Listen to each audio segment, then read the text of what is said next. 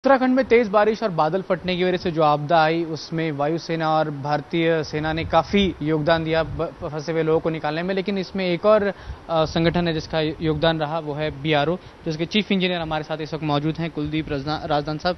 Sir ये बताइए, जब ये हुआ 15 और 16 को, तो आपकी कितनी सड़कें टूट गई थी और अब उनका क्या हाल है? मैं आपको ये बता दूंगा, जिस वक्त ये बारिश बहुत तेज़ आई और हमारी जो सड़कें थी, नेशनल हाईवेज जो हैं हमारे पास, वो डैमेज हो गई। तो 3 नेशनल हाईवेज थी हमारे उस टाइम।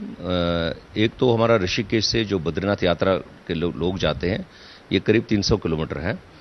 ऋषिकेश से लेके गोविंद घाट तक हमने उसके बाद इसका प्रायोरिटी देके कि हमारा गोचर पहले कनेक्ट हो, जिसमें जो यहाँ पर हेलीपैड है उसको पेट्रोलियम प्रोडक्ट्स मिल जाए।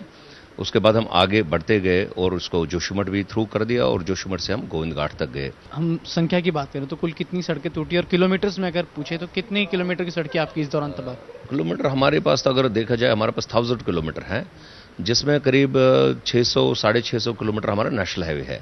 तो जो बाकी रोड्स हैं वो भी टूटी हुई हैं, और उनके बारे में हम इतना नहीं बता रहे हैं इसलिए कि उससे यात्री इफेक्टेड नहीं थे।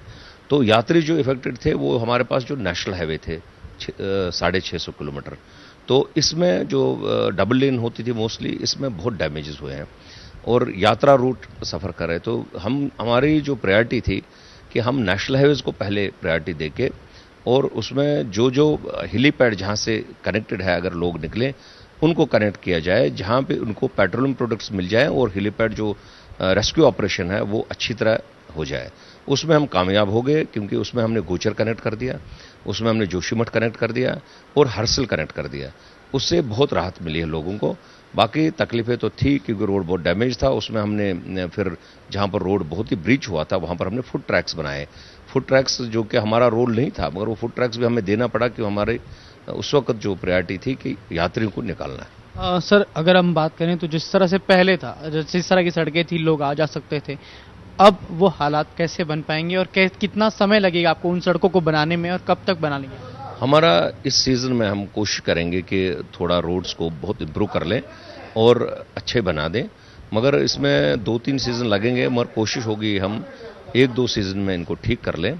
और अभी जो हमारा प्रायोरिटी दिया गया है वो ये है कि रोडों के जो इम्प्रूवमेंट्स जो उनकी करनी है कि गाड़ियाँ अच्छी तरह चली जाएं, उनको सुविधा मिले। मगर इस बार जो डैमेज है ये बहुत ही ज़्यादा है, जिसमें हमारे ब्रिजेस भी डैमेज हुए 4-5।